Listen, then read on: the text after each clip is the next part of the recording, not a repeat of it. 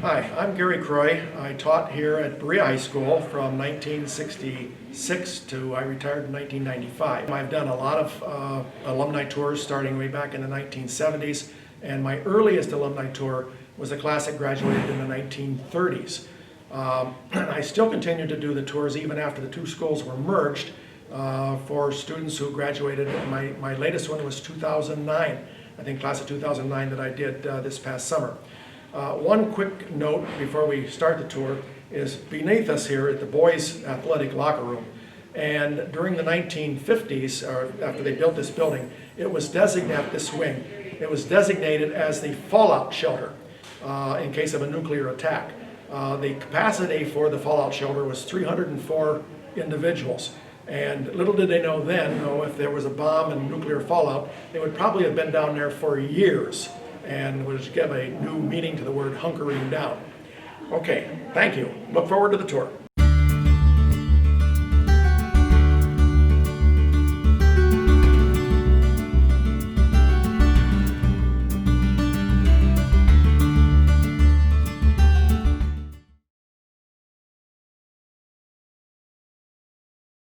All right, we're going to start the tour today with the Tree of Knowledge. The beginnings for this sculpture were a result of two board members, Dr. Gunther Hans and Mr. Henry Barr, who visited Europe in the 1960s, and they were impressed while they were there by the number of schools in Europe that incorporated art as part of the construction. So when they came back, they convinced the other three board members that the new edition, which broke ground in 1965, was going to have some form of art on the outside. They contacted the architects, who were Scott, Kluth, and Schaefer, and then the architects hired Robert Phillis to execute the sculpture. It is a composite / aluminum sculpture, and it's around 15 feet high. And if I can turn around and point things out to you, the bottom part of the sculpture is the tree itself, the Tree of Knowledge. And by the way, the Smithsonian has cataloged this work of art as an outstanding work of art by American artists worldwide. So it is nationally recognized. The tree itself shows 7 branches of knowledge, and if you look from left to right, the circles are science. The second one over, there's 3 ships, the Nina, the Pinta, and the Santa Maria, is history. The globe is geography. The lines, the blue lines with what looks like a goalpost, is physical education. The profile of the head is literature and the humanities. The one on top is the wavy lines, I guess, is economics. And then finally, the palette is art. Now, if you look immediately above the tree, you can see a map. The map displays the location of the high school.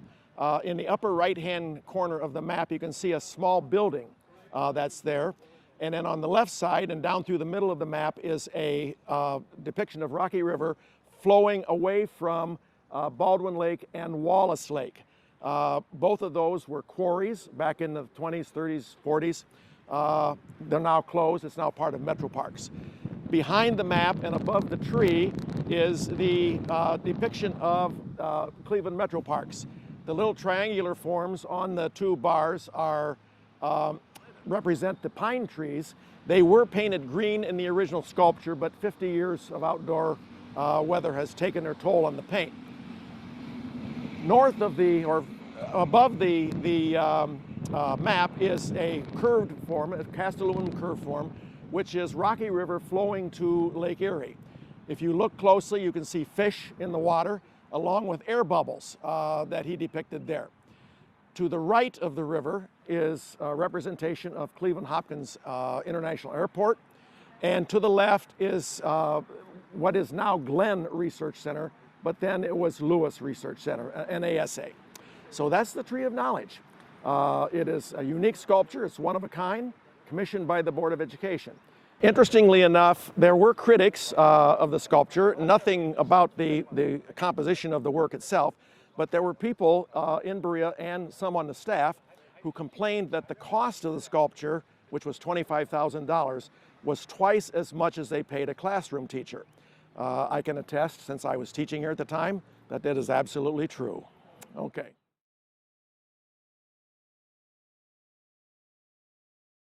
All right, we're going to stop here for a minute or two. This is one of the very few parts of the original building that you can still see. There's another stretch of the original building on the other end of the building in the parking lot. But the things I'd like to point out, just a couple of things I'd like to point out here. Number one, the brick structure of the original building. When they built the original building, it opened in 1927, and they called it the $1 Million School, although it only cost $600,000. In the corners and around the windows and around the, which never was a door, is Berea sandstone. And you're going to see a lot of Berea sandstone as you walk around inside the building, but there's very few of it left outside the building. In fact, when we go in, one of our first stops is going to be the atrium, which was an outside door. But yeah, this is one of the few spots of the original building that's still visible to the public.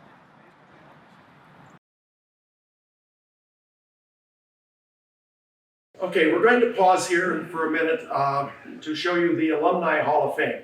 There are two showcases that have the plaques of all of the ex-students of Berea High School and Midpark High School that were inducted into the Hall of Fame. The alumni associations of each high school picks two persons to go into the Hall of Fame each year. One of the inductees, and I'd just like to point out, I mentioned him in front of the Tree of Knowledge, is Henry Barr. His plaque is right there. So he is not only on the Board of Education, but he also was a member inducted into the Hall of Fame.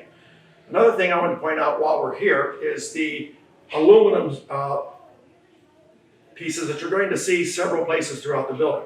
On this side, I am standing in 1966. Ground was broken for this edition in 1966. I interviewed in the spring of 1966 with Dr. Andrusek, who was the principal then, for a job here. They were just breaking ground on this edition at that time. So when I walked in this building for the first time, I was walking into the old 1927 building. We opened this edition in 1968, so it took them about a year and a half to construct it. On this side of this aluminum strip is 1966. I move on this side of the aluminum strip, I move into 1927. Two alumni, Berea alumni, Jim Tressel, he was class of 1971. He's now president of Youngstown State University and former Ohio State head football coach. John Michael Teblak, which is the class of 1966, he left the year I came. He was the author of Godspell, the musical Godspell.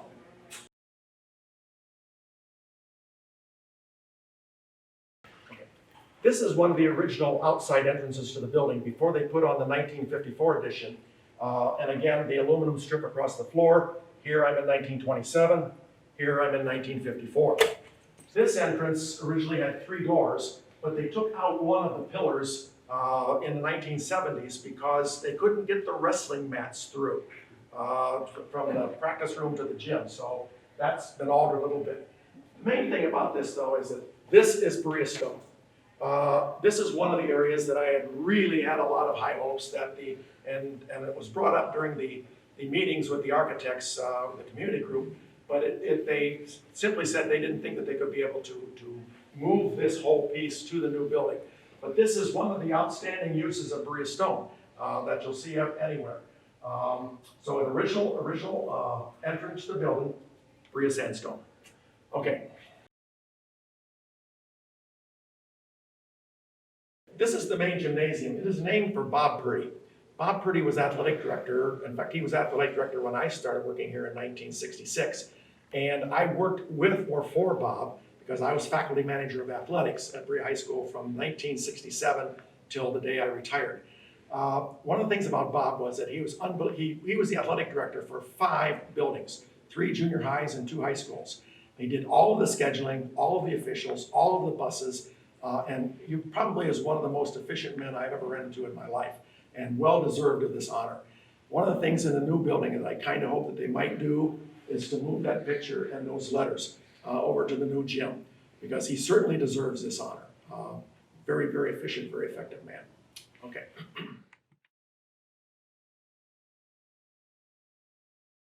In this case are 4, I think, very interesting and very significant items. On the far right is the memorial dedicated to the students of Berea High School who were killed in World War II. Now, in World War II, there was no Midpark High School. It was only, everything was just Berea High School.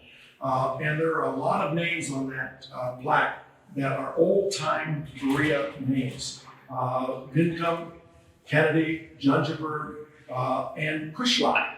On the right hand, the second one from the bottom is more on the Kushlak. He was Dennis Kushlak's uncle, and he was killed in a plane crash in North Africa in 1943. Next to that is the memorial dedicated to the soldiers who lost their lives in the Vietnam War. It says class of 1986 at the bottom because that was the class gift from the class of 1986. There are 7 names on that. And when the research was done on this plaque, and John Ewell, who was a social studies teacher here, did the majority of the research on it, the Defense Department said that that was an unusually high number for one high school. The oldest person to be killed in Vietnam was Bill Wade. He was 23, I think, at the time that he died. And the youngest is Tommy Scullin, right above him, who was 18. He was killed at the siege of Quai San in Vietnam. Next to him is Corporal Brad Squires. He was killed in the Iraq War. And next to him is a portrait of Charles Arthur Bassett. Bassett was a graduate of the class of 1950, and he was an astronaut. And an interesting old story about him was that when I first started doing tours in the 1970s, we would stop by his portrait. It was down in the main corridor at the time. And the story was that we told for years that when he was killed in a test plane crash, his place on the astronaut team was taken by Neil Armstrong. That is not true. Thanks to the Berea Historical Society, they straightened me out on that, and the rest of us, I might add. His place on the astronaut crew was taken by Eugene Cernan. So in fact, he would have been walking on the moon, but not the first man on the moon. And another interesting story about Neil Armstrong, some people don't realize that he lived in Berea for a while. And in fact, he lived in Berea in a little house across from the board office next to what is now Grindstone Elementary. It looks like a little shack that nobody would want to live in now, but he lived in it, Neil Armstrong, while he was training at Lewis Research for his expedition. This is the pool. It was part of the 1954 edition. It has been closed now for a couple of years. And one of the things that the Board of Education wanted to do was to put in a facility for swimming. The lead board member on getting a pool built in the new high school was Dr. Lechner, Robert Lechner. And he not only had an award here, a swimming award named for him, but the present St. Mary's Elementary School on Baker Street was Robert Lechner Elementary School before the board sold it to St. Mary's. It's a 5-lane pool. The one at Middleburg Heights Middle School is a 6-lane pool, so now the school swims all of their meets over there rather than here. Okay, one thing I'd like to point out on the record board is L.B. Schaefer. He was a backstroker, and in 1959, he set the backstroke record for this pool and for the world. It only lasted for a week or so until somebody else came along and broke it, but we had a world's record holder here in 1959 for a very short period of time. That pool record held up until 2008, until a kid from Valley Forge broke it by less than 1 second. No, I'm looking at the time there. A little more than 1 second he broke it by. Okay. This is the girls' swimming record board. Just a comment about this. In the 1970s, we began to add girls' sports. Before that, we had 9 boys' sports, and then the law was changed and we began to add the girls. Swimming and diving was the first sport that we added for the girls. That was followed then by basketball, and then the year later we added track and cross country and gymnastics and some of the other girls' sports. This is the auxiliary gymnasium. Bill Thompson said it was started in 1994. I think it was started in 1995. And one of the things that we had to do was to build a new gym. We were running practices in the old gym sometimes till 11 o'clock at night because of the addition of girls' sports. And starting in the 1970s, the athletic department kept arguing for a second gym, a second gym, a second gym. Well, finally they did it, and this is the product of it. One of the interesting things about this gym is when they merged the two schools, they changed all of the wall decorations, the Titan things. One of the things that they could not change, if you look at the center jump circle and the foul marks, they're still red and blue.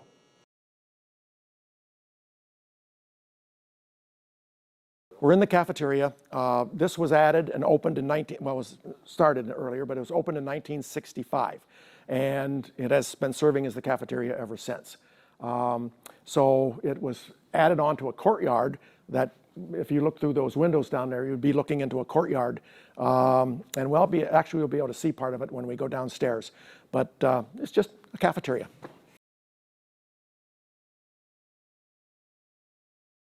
Right now, we are right under the serving area of the cafeteria. When the cafeteria was built, one of the board members felt that students should learn the art of shooting a rifle. And so they had designed into the cafeteria addition a rifle range. And even though it doesn't look like a rifle range now, this is what it was designed to be. At the far end, there was a deflector shield, which was about 1.5 inches steel thick. And then the bullets would hit that and then go down into the sand pit. The interesting thing is the number of gunshots that were ever fired down here are 0.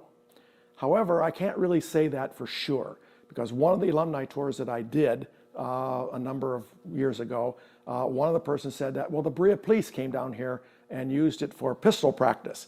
I never was able to look at the deflector shield to see if there's any bullet marks in it, so I can't say for sure that was true. Only one person ever told me that the police came down here to use this for practice. So I'm staying with 0 shots fired in this rifle range. And it was used as it's a robotics area, but it was used as a weight room for a while and a storage area for a while, but never as a rifle range. We're back in 1927, part of the building. This originally was the cafeteria. So the students came down here into the basement to eat their lunch. The serving area was what we just walked by over there, and then behind that was the kitchen and the pantry. After the new cafeteria was opened in 1965, this became the art department, and there were 2 art teachers. The guy that did painting and drawing, Jerry Wilhelm, was on this side of the office, and the lady, Barb Wismar, who did ceramics, was on the other side of the office area, and that remained so. It was when I retired in '95, it was still the art room. So I understand now they put it down in the shop wing. So.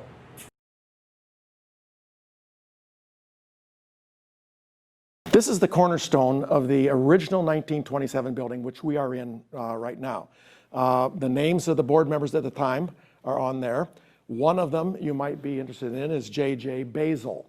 He was related to Albert Basil, who was a Medal of Honor winner in World War I. Okay? But here's the clerk. The superintendent was M.M. Berry, and the architects and the contractor was Rudy Ersprung, who not only built this building, but a lot of buildings over at Baldwin Wallace as well. And next to it on the wall there is the Lincoln's Gettysburg Address. That has been here, as far as I know, forever. And it was a class gift. And it's been hanging there ever since. One thing about, while we're here, the tile on the floor is original. Some of the ceiling tile is original. The doors in the down the hall and down the hall the other way to the right were all original to the 1927. They never had to replace them. They built them very well back then. This is the shop wing. I'm not exactly sure what year they broke ground, but it was in the early 1950s. Behind, over here in room 176 was the metal shop. Then next to it was the wood shop. And down at the end was a full service auto repair shop, including a lift. I don't know if the lift is still under the floor or if they actually took it out when the art department moved here. But actually, many times when my car needed an oil change, I'd bring the filter and the oil up, pull it in, those kids would change my oil for me. So the only thing that cost me was a filter and 5 quarts of oil. On this side was the drafting room. So all of this was shop until the art department moved in. I guess it would have been after Polaris sometime.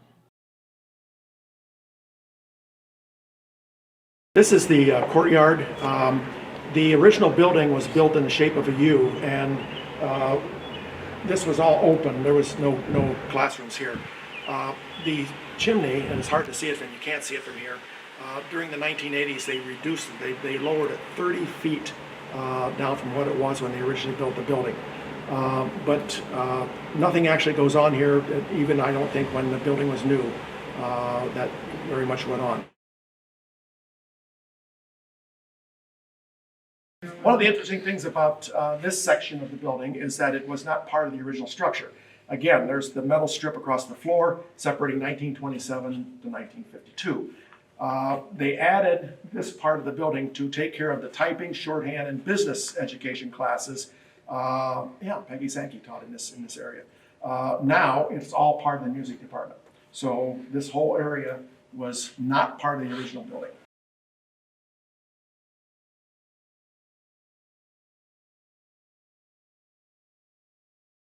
We're in the J.B. Krabs Library. This is the original library in the 1927 building. We are standing directly under the tower. The tower was a feature of the original design of the building, and is now, you can see it, but you can't see a whole lot of it from the street anymore. On tours, on alumni tours, one of the things that I used to make a habit of is to take the graduates up into the tower and hand out magic markers. And they could write on the walls, class of 41, class of, whatever class they were, their names. And those walls are full, unless they've painted over them, are full of those signatures and those messages or whatever that they left up there. It was one of the most fun things that we did on alumni tours, that a lot of those people on those tours never got a chance to get up into the tower, and we put them up there. In the original building, in the back of me was the senior study hall, and in front of me was the junior study hall. And actually the library was just this small area right here in the original building. Where the carpet gets lighter over here was the upstairs hallway. So when they remodeled the library in the 1990s, they closed that off and enlarged the library. Once you go past that arch over there, you're walking back into 1966, 67, when they enlarged the library, the offices, the math department, and the social studies department were put in that 1966, 67 wing. The library was named for J.B. Krabs. He was the principal here, I want to say, for close to 30 years. And he not only was the principal, but he was also the football coach and the basketball coach as well. So he had his plate full. These blackboards, green boards now, are original to the 1927 building. And they have held up and they still work. You can bring them down, write a test, hide the test, whatever you wanted to do. They both move very well. Originally they were slate, so they were blackboards, but then they replaced it with this stuff. But original to the building. I hope somebody is able to salvage these, and maybe somebody would be interested in taking them. Be ashamed to wreck them. All right, we're looking at the east wall of the auditorium on the second floor of the science wing, the 1954 edition. And those are two gargoyles. And they were placed there as part of the construction, the original construction, along with the cast symbol between them. Below them are some mosaics, which again were visible to the public until they put this edition on. And when they put the 54 edition on, then they became blocked. So the only way you can see these gargoyles now is either walk on the roof or check them out through this window. Our final stop for the day is the auditorium. This auditorium was part of the original construction, but it was remodeled in the early 1970s. What they did is they lowered the ceiling about 8 or 9 feet and put in new lighting. They brought the stage out another 10 feet. They took out some rows of seats in order to do that, put brand new curtains in, and in the original building, the gym was behind the stage. So if you wanted to watch a basketball game in the 20s, 30s, or 40s, or early 50s, the audience, the fans sat out here, the cheerleaders were on the stage, and the basketball team was back there in what was the gym at the time.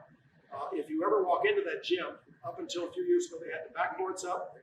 You didn't have very many driving layups because you'd crash into the wall. It was that tight. But this is where a lot of things, drama, sports, a lot of things happen here. So they put the new paneling in, and new paneling on the walls. The seats are original.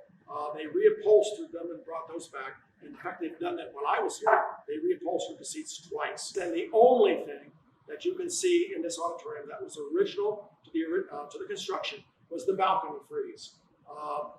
That was not covered, and they were going to cover it with that stuff, but the art department, Jerry Wilhelm and Barb Wismar, lodged a complaint about that, and so they left it alone. So that is the original balcony frieze. There's been no changes to that. Okay, end of tour.